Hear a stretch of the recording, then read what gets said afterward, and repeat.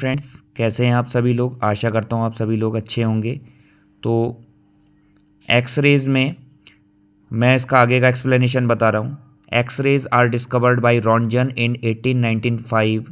थोड़ा तेज तेज बताऊँगा। X rays are electromagnetic rays of small wavelength in the range. तो रूमी वक्स जी, ठीक है। गामा रेज से पहले आता है आपका X ray.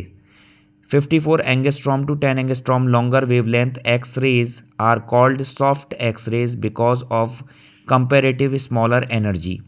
Shorter wavelength X-rays are called hard X-rays. तो ये इसमें X-rays के बारे में दो कैटेगरी बताई है, सॉफ्ट X-ray और hard X-ray।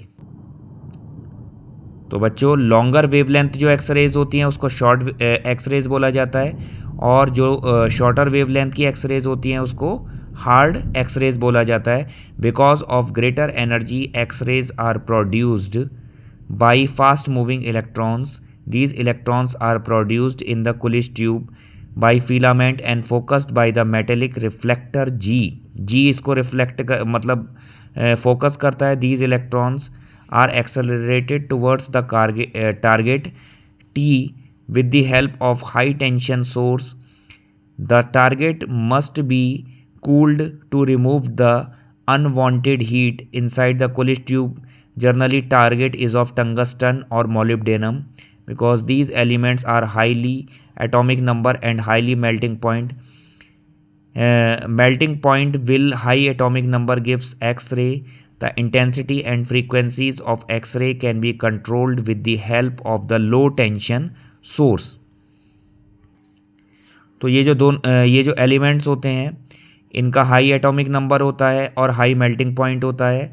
Melting point will be high atomic number gives X-rays.